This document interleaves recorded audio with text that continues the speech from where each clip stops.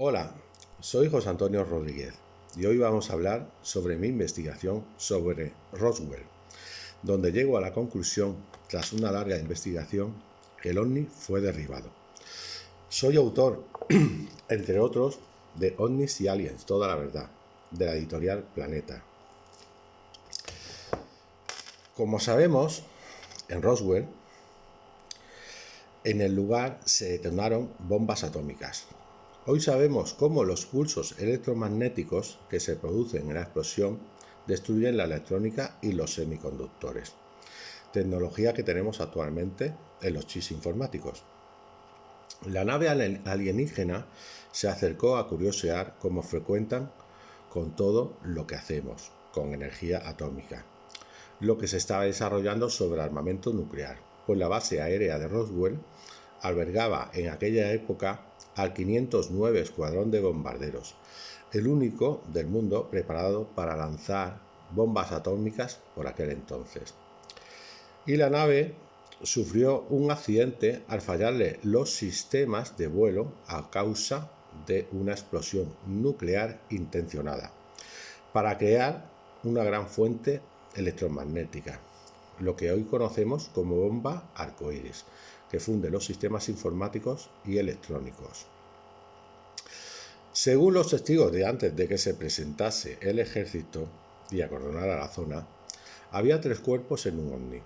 Pudieron ser más de una nave las accidentadas, porque había muchos restos esparcidos. Cuando llegaron los militares, se anunció a los medios que se había hallado los cuerpos y la nave, publicándose la famosa portada del periódico y saliendo la noticia en más medios.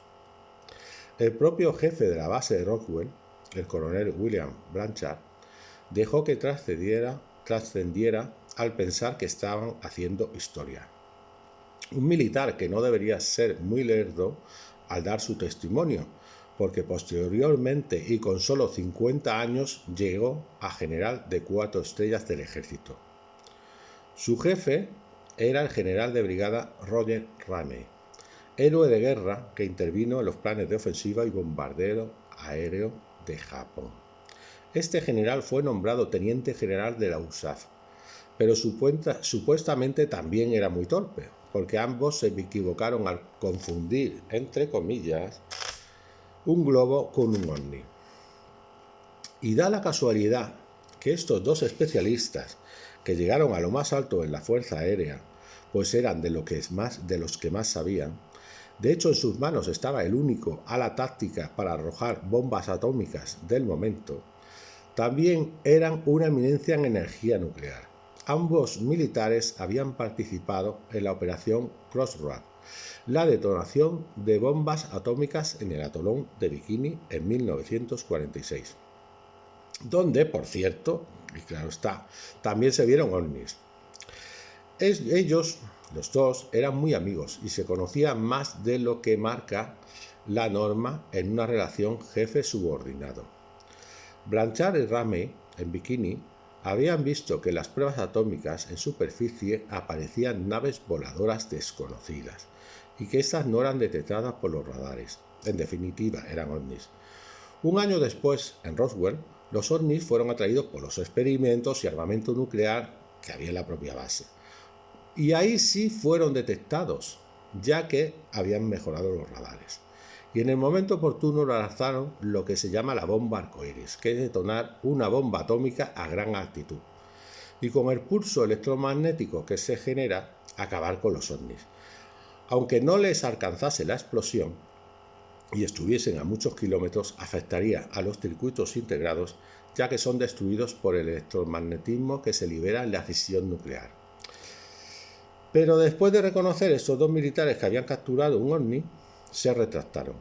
Podían haber trabajado más la foto donde el general Ramey aparecía junto con un trozo de tela metálica, mostrando una sonrisa sarcástica y dando a entender que habían tomado eso por una nave alienígena con extraterrestres.